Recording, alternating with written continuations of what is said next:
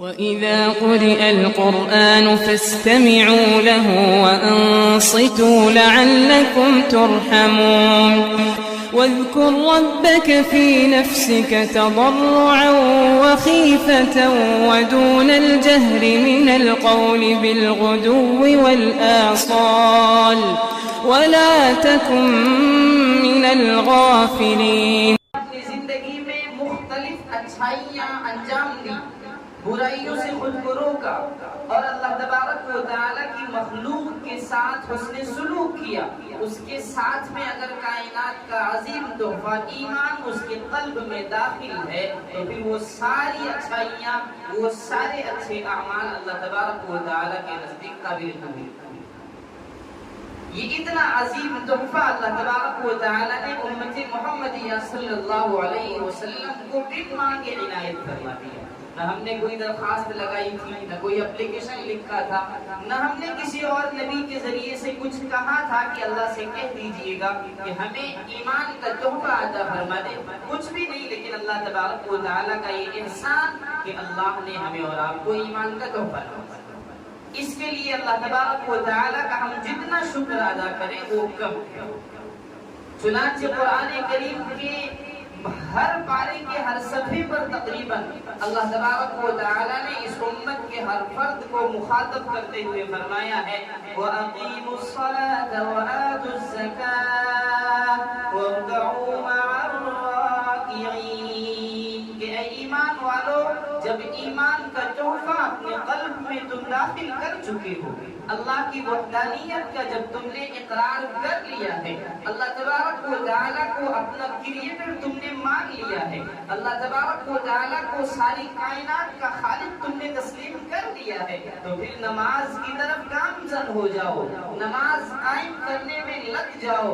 نماز قائم کرنے کے ساتھ ساتھ جب نماز کے اندر اللہ تبارک و تعالیٰ کی وحدانیت کا اقرار کرتے ہوئے سبحان ربی العظیم کہہ کر اللہ تبارک و تعالیٰ کے سامنے جھکو تو اپنے قلب کو اللہ کی طرف مائل رکھو، گامزن رکھو. فرمایا وَارْكَعُوا مَعَ الرَّاكِعِينَ، جیسا صحابہ کرام رضوان اللہ تعالی علیہم اجمعین نے اللہ کے سامنے جھک کر دکھایا تھا. ایمان والو، تم بھی انہی کی طرح اللہ کے سامنے جھکنے والے. یہ اللہ تبارک و تعالیٰ کا دوسرا میسج ہے کہ ایمان کو قبول کرنے کے بعد نماز کی طرف خود کو گامزن کرنا امت محمدیہ کا عظیم سرمایہ کہتا ہے. صحابہ کرام رضوان اللہ تعالی علیہم اجمعین کا زمانہ گزرا. اس دور میں حضرت عمر فاروق رضی اللہ تعالی عنہ کا نام چرچے میں تھا، آج بھی چرچے میں، اور کیوں نہ ہو جب اللہ کے رسول صلی اللہ علیہ وسلم نے خود فرمایا الشیطان یفر من ظل عمر، ہم سے ہمارا بچہ نہ ڈرتا ہے، ہم سے ہمارے ماتحت میں رہنے والے لوگ نہیں ڈرتے ہیں. لیکن صحابہ کرام کا وہ عظیم شیخ حضرت عمر فاروق رضی اللہ تعالی عنہ کے بارے میں خود رسول مقبول صلی اللہ علیہ وسلم نے فرمایا کہ اس سے کائنات کے صرف لوگ نہیں، جس شیطان کو ہم نظر سے دیکھ نہیں سکتے ہیں وہ بھی حضرت عمر فاروق رضی اللہ تعالی عنہ کے سائے سے خبر ہے. اس عمر فاروق رضی اللہ تعالی عنہ نے اللہ تبارک و تعالی کے محبوب نبی صلی اللہ علیہ وسلم کے مصلی کو بچھا کر اللہ تبارک و تعالی سے یہ دعا مانگی تھی کہ اے اللہ، ہمیں سجدے میں ایمان کی حالت میں موت عطا فرما دینا. ایک وقت وہ آیا کہ اس دعا کی قبولیت کا وقت اللہ تبارک و تعالی نے مقرر کر رکھا تھا. مدینے میں مسجد نبوی میں حضرت عمر فاروق رضی اللہ تعالی عنہ مصلی نبی پاک صلی اللہ علیہ وسلم کھڑے ہو کر نماز پڑھا رہے تھے، اور ایک واقعہ، ایک حادثہ پیش آیا جس کا نتیجہ یہ ہوا کہ عمر فاروق رضی اللہ تعالی عنہ کو شہادت نوش فرمانا پڑا. نتیجہ یہ تھا کہ وہ جو دعا انہوں نے مانگی تھی کہ ایمان کی حالت میں، سجدے کی حالت میں ہمیں موت عطا فرمائیے گا، تو اللہ تبارک و تعالی نے ان کے دل کی اس طرح کو، اس آواز کو، اس تمنا کو قبول فرمایا اور کہا عمر، تم نے تو صرف سجدہ مانگا تھا، تم نے تو صرف مسجد مانگی تھی، آؤ میں تمہیں سجدہ بھی دوں گا اور نبی پاک صلی اللہ علیہ وسلم کا مصلی بھی دوں گا.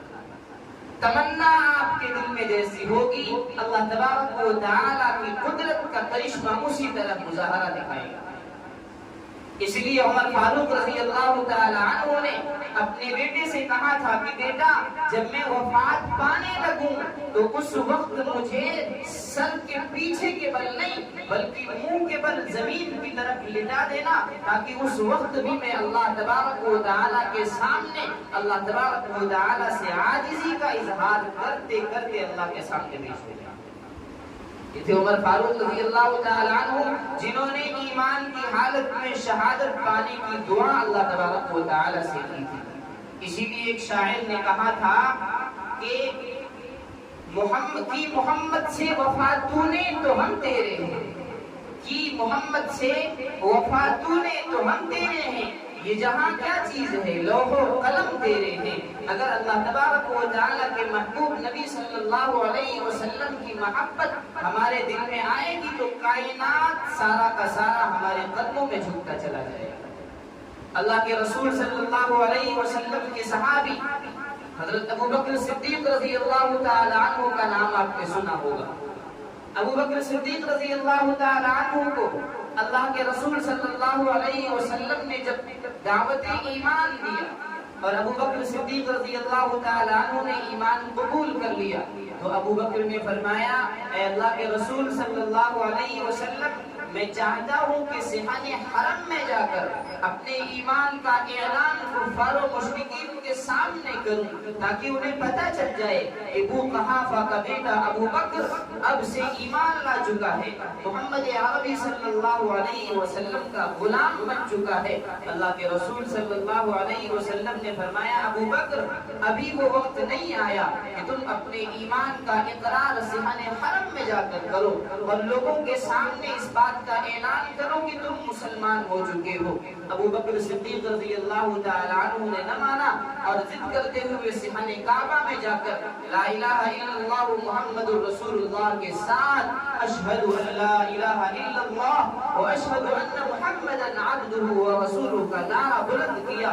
کفار و مشرکین نے سنا، ان کی کانوں میں یہ آواز گونجی، فوراً ابو بکر صدیق رضی اللہ تعالی عنہ پر ٹوٹ پڑے اور ابو بکر کو کسی نے لات سے، کسی نے جوتے سے، کسی نے ہاتھوں سے، کسی نے تھپڑ سے، مختلف قسم سے مارنا پیٹنا شروع کر دیا۔ حالت یہ ہوئی کہ بے ہوشی طاری ہو گئی۔ حضرت ابو بکر صدیق رضی اللہ تعالی عنہ کی اس حالت کو دیکھ کر انہی میں سے ایک شخص کو ترس آیا اور کہا کہ اگر خدا نہ خواستہ اس شخص کا انتقال ہو جاتا ہے تو جان میں بوال آئے گا، اس لیے اب اسے چھوڑ دو۔ چنانچہ ابو بکر صدیق رضی اللہ تعالی عنہ کو کچھ لوگوں نے مل کر ان کے گھر پہنچایا۔ کافی دیر گزری، ابو بکر صدیق رضی اللہ تعالی عنہ کی امی جان نے ان کے سامنے پانی پیش کیا، دودھ پیش کیا تاکہ بیٹا ہوش میں آ جائے۔ لیکن جب ابو بکر صدیق رضی اللہ تعالی عنہ ہوش میں آتے ہیں تو ان کے الفاظ یہ نکلتے ہیں کہ میرے محمد عربی صلی اللہ علیہ وسلم کی حالت کیسی ہے۔ اسی لیے قرآن کریم نے چیخ کر کہا یا ایھا الذین آمنوا ادخلوا فی السلم کافہ، کہ اے ایمان والو ایمان میں داخل ہونا ہے تو مکمل طور پر داخل ہو جاؤ۔ جیسا کہ ابو بکر صدیق رضی اللہ تعالی عنہ نے حالات کے سازگار نہ ہونے کے باوجود، ایمان کی مخالفت ہونے کے باوجود صحن کعبہ میں جا کر اپنے ایمان کا اعلان کر دیا تھا۔ کیا ہمیں کسی نے آج تک جوتے سے مارا ایمان کی بنیاد پر؟ کیا ہمیں کسی نے آج تک گالی دیا ایمان کی بنیاد پر؟ کیا ہمیں کسی نے آج تک برا بھلا کہا ایمان کی بنیاد پر؟ پھر بھی ہم اپنے گھر بیٹھ کر بغل میں مسجد ہونے کے باوجود ایمان کی دعوت پر نماز کے لیے لبیک نہیں کہہ رہے ہیں۔ اس سے پتہ چلتا ہے کہ اللہ کا قرآن نے جو اعلان کیا تھا کہ ایمان والو ایمان میں مکمل طور پر داخل ہو جاؤ، ہم مکمل طور پر ایمان میں داخل نہیں ہیں۔ قرآن کریم کی ایک دوسری آیت حفاظ کرام کو یاد ہے افتؤمنون ببعض الکتاب وتکفرون ببعض، اے ایمان والو کیا تم کچھ کتاب پر ایمان لانا چاہتے ہو اور کچھ کو چھوڑ دینا چاہتے ہو؟ جیسا کہ مولانا جلال الدین رومی رحمت اللہ علیہ نے ایک واقعہ اپنی کتاب میں لکھا ہے کہ ایک شخص اپنی پیٹھ پر شیر کا نقشہ بنوانے کے لیے جو نقشہ بناتے ہیں، جو گدواتے ہیں، اس کے پاس پہنچا اور اسے جا کر کہا بھائی میری پیٹھ پر شیر کا نقشہ بول دیجیے. آج بھی لوگ ایسا کرتے ہیں, امت مسلمہ کے لیے حرام ہے, لیکن پھر بھی ہمارے نوجوان مسلمان اس کو ماننے کے لیے تیار نہیں. کوئی اپنی گردن پر, کوئی اپنی ہاتھوں پر, کوئی اپنی پیٹھ پر, کوئی سینے کے کنارے ایسا نقشہ بنواتے ہیں. یہ حرام ہے, یاد رکھیں. چنانچہ اس شخص نے کہا میری پیٹھ پر شیر کا نقشہ بول دیجیے. اب اس نے اپنے تمام اوزار, مشینیں تو آج کل آئی, انہوں نے 700 سال پہلے یہ واقعہ لکھا ہے. چنانچہ انہوں نے بیان فرمایا کہ وہ شخص جب اپنے اوزار اس کی پیٹھ پر لگانا شروع کیا اور اسے تکلیف ہونے لگی تو وہ چلایا اور کہا بھائی کیا بنا رہے ہیں؟ تو اس نے کہا شیر کی دم بنا رہا ہوں. کیا بنا رہا ہوں؟ شیر کی دم بنا رہا ہوں. تو اس نے کہا بھائی بہت تکلیف ہو رہی ہے, ایسا کیجیے دم رہنے دیجیے, کچھ اور بنائیں. اب انہوں نے دوسرا کچھ بنانے کے لیے پھر اوزار استعمال کرنا شروع کیا, پھر تکلیف ہوئی تو اس نے کہا بھائی اب کیا بنا رہے ہو؟ اب تو اور تکلیف ہو رہی ہے. تو اس نے کہا شیر کی ٹانگ بنا رہا ہوں. اس نے کہا بھائی اس پہ بھی بہت تکلیف ہو رہی ہے, ایسا کرو کوئی اور چیز بنا دو, اس کو رہنے دو, ایک آدھ ٹانگ چھوٹ جائے گی تو چلے گا. اب پھر تیسری چیز بنانے کے لیے جب اوزار استعمال کرنے لگا تو انہوں نے پھر چلایا اور کہا بھائی اب کیا بنا رہے ہو؟ تو اس نے کہا شیر کی آنکھ بنا رہا ہوں. تو کہا اس میں تو اور تکلیف ہو رہی ہے, ایسا کرو رہنے دو. تو اس بودنے والے شخص نے پیٹھ پر ایک زور سے لات مارا اور کہا بغیر آنکھ کے, بغیر قدم کے, پیر کے اور بغیر پونچھ کے کیا کوئی شیر بھی بنتا ہے؟ اسی طرح مولانا جلال الدین رومی رحمت اللہ علیہ نے لکھا ہے اپنی کتاب میں کہ جس طرح وہ شخص بغیر پونچھ کے, بغیر پیر کے اور بغیر آنکھ کے شیر بنوانا چاہتا تھا اور خود یہ تسلیم کرنا چاہتا تھا کہ میں نے اپنی پیٹھ پر شیر کا نشان بنا رکھا ہے, اسی طرح آج کا مسلمان ہے جو نماز چھوڑ دینا چاہتا ہے پھر بھی مسلمان کہلانا چاہتا ہے, جو زکوٰۃ نہیں دینا چاہتا پھر بھی مسلمان کہلانا چاہتا ہے, جو اپنے پڑوسی کا حق نہیں ادا کرنا چاہتا پھر بھی مسلمان کہلانا چاہتا ہے, جو اپنی اولاد کی صحیح تربیت کی فکر نہیں کرنا چاہتا پھر بھی مسلمان کہلانا چاہتا ہے. اس شیر کا نقشہ بنانے والے انسان اور آج کے مسلمان میں کوئی فرق نہیں ہے. بالکل افتؤمنون ببعض الكتاب وتكفرون ببعض. اے ایمان والو تم چاہتے ہو کہ قرآن کریم کے بعض حصوں پر ہم ایمان لے آئیں, بعض حصوں پر ایمان نہ لائیں, اس کا انجام کیا ہوگا؟ فرمایا قرآن کریم نے فما جزاء من يفعل ذلك منكم الا خزي في الحياة الدنيا. کہ اس کا بدلہ صرف اتنا ہے کہ دنیا میں تمہیں رسوائی کے علاوہ کچھ نہیں ملے گا. وَيَوْمَ الْقِيَامَةِ يُرَدُّونَ إِلَىٰ أَشَدِّ الْعَذَابِ. اور قیامت کے دن بھی تمہیں سخت عذاب کی طرف اللہ تبارک و تعالیٰ پھیر دیں گے. وَمَا اللَّهُ بِغَافِلٍ عَمَّا تَعْمَلُونَ. اللہ تبارک و تعالیٰ تمہارے اعمال سے بالکل بھی غافل نہیں ہے. شاعر نے کہا تھا کہ دور جیسا بھی آ جائے, دور میں جتنی تبدیلی پیدا ہو جائے, لیکن ایک چیز کا اعلان ہمیشہ رہے گا کہ خدا کی عبادت نہ ہرگز مٹے گی, عبادت کا جلوہ جھلکتا رہے گا. خدا کی عبادت نہ ہرگز مٹے گی, عبادت کا جلوہ جھلکتا رہے گا. یہ دنیا ہو یا آخرت کا سفر ہو, نمازی کا چہرہ چمکتا رہے گا. یہ دنیا ہو یا آخرت کا سفر ہو, نمازی کا چہرہ چمکتا رہے گا. تو قرآن کریم کے مکمل حرف پر اگر ہمارا ایمان ہوگا تو ہم نمازی بھی ہوں گے, تاکہ اس شیر کا نقشہ بنانے کی طرح ہم نہ ہو جائیں. ہماری زندگی میں زکوٰۃ بھی ہوگی, ہماری زندگی میں پڑوسیوں کے حقوق کی ادائیگی بھی ہوگی, ہماری زندگی میں عبادات کی پابندیاں بھی ہوں گی. ہم نے اللہ تبارک و تعالیٰ سے اپنے مسلوں پر آنسو بہا کر اللہ سے دولت تو ضرور مانگا ہے, اللہ سے شہرت تو ضرور مانگا ہے, لیکن حضرت ابو ہریرہ رضی اللہ تعالیٰ عنہ کا نام سنا ہوگا. حدیث کا کوئی ورق ایسا نہیں ہوگا, کوئی حدیث ایسی نہیں ہوگی جس میں ابو ہریرہ کسی نہ کسی واسطے میں شامل نہ ہوئے ہوں. اس حضرت ابو ہریرہ رضی اللہ تعالیٰ عنہ کے پاس موقع تھا, اور سنہرا موقع جو دیوالی سے بھی کہیں زیادہ اعلیٰ موقع تھا, کیونکہ ابو بکر صدیق رضی اللہ تعالیٰ عنہ بھی اتنا وقت حضرت رسول پاک صلی اللہ علیہ وسلم کے پاس نہیں ہوا کرتے تھے جتنا وقت حضرت ابو ہریرہ رضی اللہ تعالیٰ عنہ حضور پاک صلی اللہ علیہ وسلم کے ساتھ گزارا کرتے تھے. حضرت ابو ہریرہ رضی اللہ تعالیٰ عنہ ایک مرتبہ اللہ کے رسول کے پاس آئے اور ایک چیز مانگی. ہم نے سوچا کہ شاید ابو ہریرہ دولت مانگے ہوں گے, کیونکہ کھانے کے اس کے پاس کچھ تھے نہیں. شہرت مانگی ہوگی, کوئی پہچانتا نہیں تھا. اپنے حالات میں سازگاری طلب کی ہوگی, حالات سازگار نہیں تھے. مرغی نہیں, بھوک کی وجہ سے تڑپا کرتے تھے. اس بنیاد پر لوگ جوتے سنگایا کرتے تھے. شاید ابو ہریرہ اپنے حالات کی سازگاری طلب کی ہوگی, لیکن نہیں. تاریخ میں جب اس جملے کو ہم نے پڑھا تو حضرت ابو ہریرہ نے حضور پاک صلی اللہ علیہ وسلم سے کہا تھا, اللہ کے رسول آپ میری امی کے لیے دعا فرما دیں کہ وہ ایمان لانے. ادھر پیٹ پر پتھر باندھ کر گزارا ہو رہا ہے, ادھر لوگ جوتے سنگھا دے رہے ہیں. بھوک کی تڑپ اور پیاس کی شدت کی بنیاد پر چلنے کی طاقت نہیں ہے. حالات کی سازگاری نہیں طلب کی, مال و دولت نہیں مانگا. حالات میں کو بہتر بنانے کے لیے حضور پاک صلی اللہ علیہ وسلم سے کوئی چیز طلب نہیں کی, بلکہ کہا ہے اللہ کے رسول میں ایمان والا, اور میرے گھر میں میری ماں جس نے مجھے جنم دیا ہے, ماں ہونے کی بنیاد پر قرآن کریم کہتا ہے فَلَا تَقُلْ لَهُمَا أُفٍّ وَلَا تَنْهَرْهُمَا وَقُلْ لَهُمَا قَوْلًا كَرِيمًا, کہ اپنے والدین کو تم اف تک نہ کہو. اس لیے ایمان نہ لانے کی بنیاد پر اللہ کے رسول میں اپنی ماں کو کچھ کہہ بھی نہیں سکتا. اس لیے آپ سے ریکویسٹ کر رہا ہوں کہ آپ دعا کر دیں اللہ تبارک و تعالیٰ میری ماں کو ہدایت عطا فرما دے.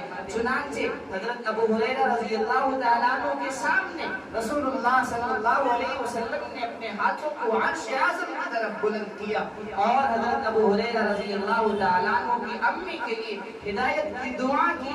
حضرت ابو ہریرہ رضی اللہ تعالیٰ عنہ نے اپنے ذہن میں گمان کیا ممکن ہے کہ اللہ کے رسول صلی اللہ علیہ وسلم کی ہر دعا مقبول نہ ہو, میں ذرا دیکھوں کہ اللہ کے رسول کی دعا میرے گھر میں پہلے پہنچتی ہے یا ابو ہریرہ کا قدم پہلے پہنچتا ہے. دوڑ لگائی اور جا کر اپنے گھر میں دیکھتے ہیں کہ میری ماں نہا رہی ہے, واش روم سے پانی کے ٹپکنے کی آواز آ رہی ہے. چنانچہ جب حضرت ابو ہریرہ رضی اللہ تعالیٰ عنہ نے اپنی ماں کو باہر آنے کے بعد ان سے پوچھا کہ امی جان اب طبیعت کیسی ہے, تو وہ کہتی ہیں کہ طبیعت کا نہ پوچھو, میں نہا کر صابن استعمال کر کے اچھی طرح پاکیزہ بن چکی ہوں. اب چلو اور اپنے محبوب نبی صلی اللہ علیہ وسلم کے دربار میں چل کر مجھے ایمان کی دولت سے سرفراز کر دو. ابو ہریرہ آئے اور شکر ادا کیا ہے اللہ کے رسول میرے قدم میرے گھر میں نہیں پہنچے تھے, اس سے قبل آپ کی دعا میرے گھر میں پہنچی, اور اللہ تبارک و تعالیٰ نے میری ماں کو ہدایت عطا فرما دی. اسی لیے اللہ تبارک و تعالیٰ نے دین کا معیار اگر کسی چیز کو بنایا, دولت کو نہیں بنایا, شہرت کو نہیں بنایا, عظمت و رفعت و بلندی کو نہیں بنایا, بلکہ اللہ تبارک و تعالیٰ نے قرآن کریم کے پہلے پارے کے آخری صفحے پر فرمایا فَإِنْ آمَنُوا بِمِثْلِ مَا آمَنْتُمْ بِهِ فَقَدِ اهْتَدَوْا, کہ ایمان کا معیار, نماز کا معیار, حق کا معیار, اسلام کا معیار اگر کوئی ہے تو وہ صحابہ کرام رضوان اللہ تعالی علیہم اجمعین کی ذات ہے. اگر ہمارا ایمان ہمارے پیر و مرشد جیسا ہو قابل قبول نہیں ہے, ہمارا ایمان ہمارے استاذ محترم کی طرح ہو ایمان قبول نہیں ہے, ہمارا ایمان ہمارے امام صاحب کے اعتبار سے ہو ہمارا ایمان قبول نہیں ہے. قرآن کریم نے کہا فَإِنْ آمَنُوا بِمِثْلِ مَا آمَنْتُمْ بِهِ فَقَدِ اهْتَدَوْا, کہ اگر صحابہ کرام رضوان اللہ تعالی علیہم اجمعین کی طرح تمہارا ایمان ہوگا تو تمہارا ایمان قابل قبول ہوگا. وَإِن تَوَلَّوْا فَإِنَّمَا هُمْ فِي شِقَاقٍ فَسَيَكْفِيكَهُمُ اللَّهُ, اور اگر صحابہ کرام کو تم نے اپنا معیار نہیں بنایا, اس سے روگردانی کی, تو یاد رکھو تم بدبخت ہو, تمہارے لیے اللہ کافی ہوگا. یہ ہے ایمان کا معیار صحابہ کرام, اور صحابہ کرام نے قرآن کریم کی آیت ادخلوا فی السلم کافہ کا مطلب سمجھایا کہ حالات جیسے بھی ہوں, حالات تمہارے سازگار ہو یا نہ ہو, فقر ہو, تنگ دستی ہو, ایمانداری ہو، ہر حال میں اللہ تبارک و تعالی ہی سے سب کچھ ہوگا، یہ تمہارا ایمان کا معیار اور بنیاد ہونا چاہیے، تب جا کر تمہارا ایمان قابل قبول ہوگا۔ اللہ تبارک و تعالی کے محبوب نبی صلی اللہ علیہ وسلم نے آخری موقع پر جب ساری کائنات میں ہوا بند ہو گئی، ساری کائنات کے پانی اور آنسو بہایا اور ساری کائنات کے قلم خشک ہو گئے، سب کچھ بالکل تھم گئی تھی، کیوں؟ اس بنیاد پر کہ جس ذات محمد صلی اللہ علیہ وسلم نے ایمان ہمارے درمیان لا کر ہمیں عنایت فرمایا تھا، اب وہ اس دنیا سے پردہ فرمانے جا رہے تھے۔ اس موقع پر رسول اللہ صلی اللہ علیہ وسلم نے امت محمدیہ صلی اللہ علیہ وسلم کو اگر کوئی نصیحت فرمایا تھا تو فرمایا تھا کہ اے میری امت کے لوگوں، تم نماز اور قرآن کو اپنی زندگی کا شیوا بنا لینا، ان دونوں میں سے کوئی ایک چیز بھی اگر تم سے چھوٹ جاتی ہے تو پھر تمہارا ایمان قابل قبول، تمہارے اعمال قابل قبول نہیں ہوں گے۔ اس لیے لوگوں، آپ صلی اللہ علیہ وسلم کی وہ آخری نصیحت عضوا علیہا بالنواجذ کہ نماز اور قرآن کو تم اپنے جبڑوں سے پکڑ لو، مضبوطی سے پکڑ لو، کبھی بھی تمہاری زندگی سے یہ دو چیز علیحدہ نہ ہونے پائے۔ انشاءاللہ اس کائنات میں بھی سرخروئی اور کامیابی آپ کا مقدر ہوگی اور آخرت بھی آپ کا خوبصورت ہوگا۔ اللہ تبارک و تعالی ہمیں اور آپ کو ان باتوں پر عمل کی توفیق عطا فرمائے۔ وآخر دعوانا الحمدللہ رب العالمین۔